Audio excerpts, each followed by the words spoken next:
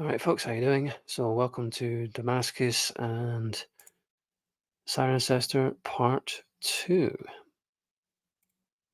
So as always, disclaimer, copyright disclaimer under Section 107 of the Copyright Act 1976. Allowance is made for fair use for purposes such as criticism, comment, news reporting, teaching, scholarship, and research. So once again, we're going back to The Great Deception with Commons Beaumont. The fears of Balak. Balak, the king of Moab, anxious as to what would be the upshot of this great mass, called on the prophet Balaam to curse them. Quote, and Balak brought Balaam unto the top of Peor that looketh toward Jeshimmer. According to Moses, his deity ordered him to go to the top of Pisgath, which was over the valley opposite Beth-Poer. Thence Moses climbed up from the plain of Moab to the mountain or hill of Nebo, quote, to the top of Pisgath, Deuteronomy 34:1. He examined the flat country beyond to the north and west. As I showed in detail in my previous volume, all this occurred in the area near Hebron or Abaris in the mountains or hills of Abarim, which occasioned the fears of Balak. Where do they get these names? To the north of Avebury. Quote, it is scarcely a coincidence that the highest point of the escarpment of hills north of Avebury is named Nebo Farm to this day, or that further eastwards on the borders of Berkshire and Wiltshire, a mile from Membury Camp, we find the height named Balak Farm. In this topography, Ashdod lay to the north of Avebury, some 2 miles away from Nebo Farm, less than 15 miles distant. It lay in this same Pisgath region, but in the vicinity of the stream, not the heights. Was it a reference to the stream or streams of the young Thames Basin, about 9 miles distant from Nebo Farm as the crow flies? Not sure how you pronounce it. Thames Basin or Thames Basin? No, Thames. It'd be Thames, wouldn't it? I'm not a Londoner. Can you tell, Mike? Anyway, the original Egyptian capital, Ashdod, later Pelusium, was, as I have stated, the gate of entry into Egypt from Syria, the original Egyptian capital having been Rabath Ammon or No Ammon, later Memphis, the very ancient Avalon or Glastonbury. It was Pelusium whose defences Pharaoh Sostres strengthened, and it was there that Sesostris, returning from his foreign conquest, was met by his treacherous brother, as Sesostris was the Pharaoh of Moses' time. It was in this period that the Assyrians, first under Shalmaneser and later under Sennacherib, invaded and overran Egypt, and when the latter king also besieged Jerusalem in the reign of Hezekiah. The map on the right, by the way, is Beaumont's own map. It's in one of his books. I thought it would be applicable here. It hasn't really come up very well, has it? Apologies about the quality. The city of the sun, or Sirius. It was then that Ashdod held the Assyrian army at bay for 3 years, according to Isaiah. And here, where later, when, how do you say this? Psammetichus, I'm assuming the P is silent, Psammetichus awaited the Persian Cambyses, who died at Damascus. There are grounds for claiming that its later name was Heliopolis, the city of the sun, Sirius, and also that it was called Diospolis, the city of the sun, possibly in relation to Sesostris, later deified as Osiris. Herodotus gives a strange account of Sesostris, whom he calls Sethos, to the effect that when Sennacherib marched his vast army into Egypt, Sesostris was deserted by his soldiery. He had a dream that his deity Hephaestus, the Egyptian Ptah, god of magic and weapons, told him to face the enemy boldly. Sesostris, collecting such volunteers as he could enroll, traders, artisans, and so on, marched into Pelusium and pitched his camp. In the night, a multitude of field mice devoured all the quivers and bowstrings of the Assyrians, and the next morning, being without arms, they fled, and great numbers were destroyed. At the temple of Ptah at Herodotus stands a statue of Sesostris with a mouse in his hand, and an inscription saying, "Look on me and learn to reverence the gods." Google that and tried to find that statue, but I couldn't find it. Anyway, the Hyperborean Apollo. I would interpret the legend in this way. Ptah was in reality the Egyptian version of Apollo Smithsius, and in turn the Hyperborean Apollo represented the star Sirius, which was believed to send cometary bodies or earthquakes and volcanic eruptions to punish the sinful world. Smintheus was that mysterious magic phase of the god who sent these punishments, and the mouse symbol represented the subterranean aspect of his activity, that is, opening the earth with flashing violent and sudden fire, and sowing great destruction and earthquake. The secret science, technology basically, weapons. This same activity, the Drew Lanach of the priests' artificial lightning, was the secret science known to Chaldeans and Egyptians, termed magic, a secret or an intensely mystic and divine nature of a secret of an intensely mystic and divine nature only taught to high degree initiates. In a word, such represented explosive fire, gunpowder. Ptah presided over this science. I conjecture that Sesostris, a high initiate, managed to prepare a mine under the camp of the enemy and exploded it, whereby, panic-stricken, the survivors fled. Moses apparently used a similar device to quell the mutinous Levites, led by Korah, when he placed them in a prepared space, and suddenly the earth opened and swallowed them up in circumstances which can only admit of such a conclusion. Numbers 16:133. The district of Basham and Gilead. Whether Sesostris erected the temple to Ptah as Apollo Smintheus in Memphis or Pelusium is not clear from Herodotus' account, but in view of the circumstances, it suggests the latter city which acquired the appellation of Heliopolis or Diospolis.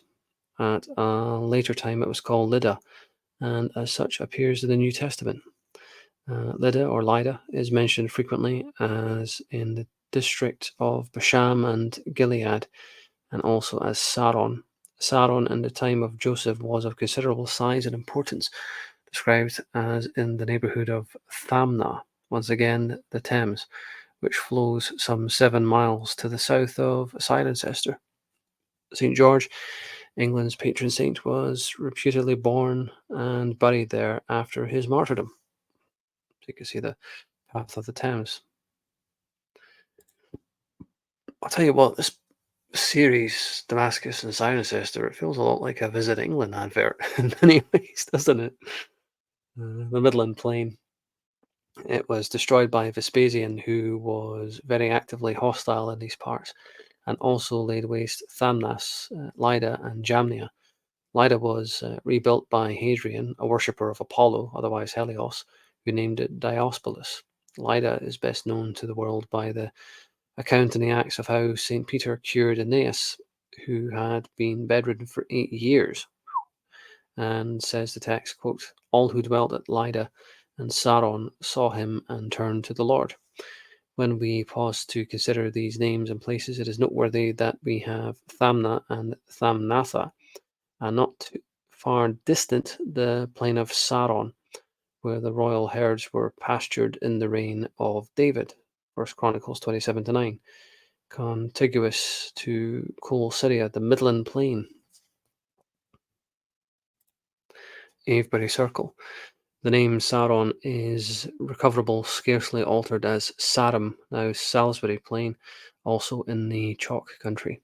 Gilead was the more northern part of the chalklands and obtained its name from the heap of stones erected by Jacob and Laban at Mizpah, adjoining Ramoth Gilead and Hebron, Genesis 31:46-8, where stands to this day the remains of the famous Avebury Circle of immense monoliths, which throughout early Israelite history was the place of assembly of the tribes in times of stress, and where they elected Saul to be their king. The quote heap of stones was named Galed, which recalls Sir Galahad, one of King Arthur's knights, who came from these parts. Such an array of evidence surely cannot be lightly cast aside. The Fossway. Cirencester itself, a very ancient centre of civilization, placed in the heart of conflicting tribal interests between London, Bath, Bristol, and with tentacles which spread out from it to or converge to it from all parts. It is essential to an understanding of the past to bear in mind these ancient long distance straight thoroughfares in which Cirencester, in the centre of what was called Assyria, was placed. It is frequently claimed that the Romans built the ancient highways, and doubtless they improved on them, but they existed long before Rome. Got to agree with Beaumont on that one. The chief of these highways passing through Cirencester is the Fossway, which branched off the Ermine Street coming down from Caithness to York and Lincoln, where at the latter city began the Foss Way. The Devil's Highway. It passed through Cirencester, and it still does, to Bath and then to Axmouth or Seaton, the original side on, for Dorset was Phoenicia, and Tyre, Portland, and Melcombe Regis to the east, and Gaza, Exeter, to the west, with Cornwall beyond, all reached by an ancient coastal highway which crossed the Foss Way, less than a mile from Axmouth. Another famous route passing through Cirencester is a second Ermine Street, which began at Hungerford on the Great West Road from London to Bath, anciently called the Devil's Highway, and reached Cirencester through Cricklade, continuing to Gloucester and Wales in the west. A third in Aikman Street from Colchester to Bath, also passing through Cirencester, where it was united with the Foss Way. The Ridgeway, the Lydway. Another through road is said to have run from Old Sarum near Salisbury to, how do you say this? Devizes, called the Lydway, and then via Chippenham to Malmesbury and Cirencester. More noteworthy still is the ancient Ridgeway from Norfolk to Salisbury Plain, going to Warminster, South Wiltshire, and ultimately to Axmouth, South Devon.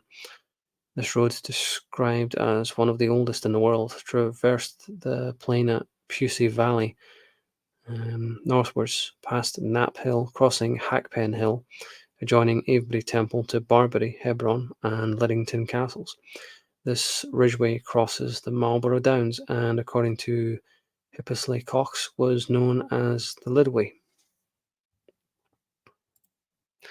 So here we have it, the Ridgeway.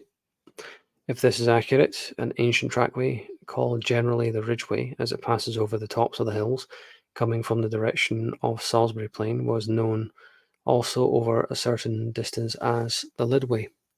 Watmore traces it as passing over Hackpen Hill, a mile east of Avebury, through the ancient British city I claim was Ramah, or Ramoth Gilead, the seat of the Ram Hermes, by Barbury Castle and Liddington Castle, to Wayland Smith's Forge on the border of Berkshire, and ultimately to Caister, Norfolk.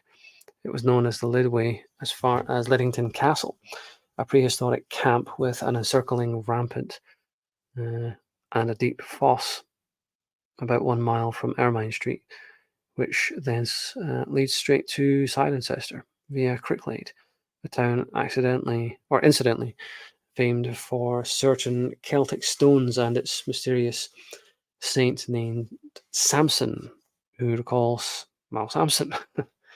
You can see the map there on the right. So there's a slightly better map, So yeah, celebrating 50 years, a journey along Britain's oldest road. Like I say, this presentation is essentially a huge visit England. I say that tongue in cheek, you know, because as much as I criticise Beaumont, I don't dismiss him out of hand. I think in a lot of ways he does have a point, the same as David Icke, and I don't completely agree with everything David Icke says. Hebron, Barbury Castle. It lies on the upper Thames or Timnath, Samson's city, The name Lids appears to survive in Lydiard Millicent and Lydiard Treguz, as also Lydiard Green, all near Cirencester, a few miles to the north. It is not at all surprising if the ridgeway from the direction of Avebury were called the Lydway, because, according to the scriptures, Pelusium or Ashdod was near Ramoth Gilead and Hebron. The remains of the latter, namely Barbara Castle, commanding the Marlborough Downs, in those parts in the ancient British settlement on its south, Ramath or Ramoth Gilead, later the Ramesses of the Egyptians. The city of Heber or Eber. The name Barbary is probably derived from Abar, the Egyptian name called Abaris by Manetho, a variation of Eber or Hebrew, for Hebron was the city of Heber or Eber, alluding to Abram, the son of the ram, the Hebrew. Barbary, the original fortress, is a large site encircled by a double ditch and a rampart of great strength enclosed over 12 acres. If Cirencester were Lydda, formerly Pelusium and originally Ashdod, where King David visited a famous oracle like that of Dodona, the reference to St. Peter's miracle in curing Aeneas, gaining him fame in Saron, can be understood, for Ashdod was a sacred pagan city from the earliest records. These place names, fitting into the localities as they do and must do, have a claim to be given careful consideration in conjunction with other evidence by all thoughtful persons who seek the truth and are not wedded to conventional notions. Cirencester admittedly was a strategical city of great importance during the period of Roman domination. It was said to be the second largest town in Roman Britain, Londinium alone being greater in extent. It was certainly of eminence long before the Roman period. An old but anonymous writer says of it, Cirencester is 8 miles directly west of Lechlade, and was in times past a goodly city before Gloucester was builded, some say. Continues the writer, the Emperor Constantine was crowned King of the Britons at that place. Cirencester was a very considerable place in that emperor's time. The city of Sparrows. He mentions also a mysterious invader he calls Godrum or Gothrum. Quote, they say in ancient times he besieged the city with a great army for several years in vain. He succeeded by getting a lot of sparrows and wildfire and combustible matter being tied to their tails, which liberated, set the city afire, and Godrum entered in the confusion and took it. Giraldus Cambrenus says Cirencester, the city of sparrows. He calls it that, and so would have heard of this tradition. Sparrows may have been a synonym for a different type of fire. This curious tradition is only compatible with the story of Psammetichus, who was elected king of Egypt, but was shortly after exiled by other Egyptian kings or princes. So I wasn't able to find the sparrows thing, but I think this image here on the right was quite interesting. The connection with King Arthur. Throughout history, people have filled gaps in evidence with good stories. In El Bathurst Cirencester Park, there is a tree-covered mound called Grisman's Mount or Tower, just visible through a gate in the high wall near the leisure centre. It has been rumoured to be the site of the coronation of the legendary King Arthur. Other writers have suggested he was crowned in the chapel of St. Cecilia, no longer standing. That gave the name to Cecily Hill. But did he even exist? What do you think? Yeah, hell yeah, he fucking existed. But this opening line here, people have filled gaps in evidence with good stories. So think of that. Anyway, the siege of Azostus or Ashdod. He succeeded in recovering Egypt with the aid of Carians and Ionians, but according to Herodotus, he pressed the siege of Azotus or Ashdod for 29 years or months before it fell. He adds, Azotus is a great town in Syria, an error on his part, for it was always Philistine or Egyptian. The Sparrow story may be part of Psammeticus's efforts. The present town is erected over part, at least, of the original city. Originally, Cirencester had strong walls and has yielded many outstanding antiquities which point to its former magnificence, such as tessellated pavements and designs of ancient classical subjects of native artists, but not necessarily Roman work, for both Greeks and Syrians used the like method. Cybele, the Cretan goddess. There were also great columns said to resemble those of Rome in the arches of Titus and Severus and in the baths of Caracalla. There are also Ionic capitals with a strange moulding. Stone vaults were found deep underground containing many funerary urns. The 17th century antiquarian Stuckley thought the vaults formed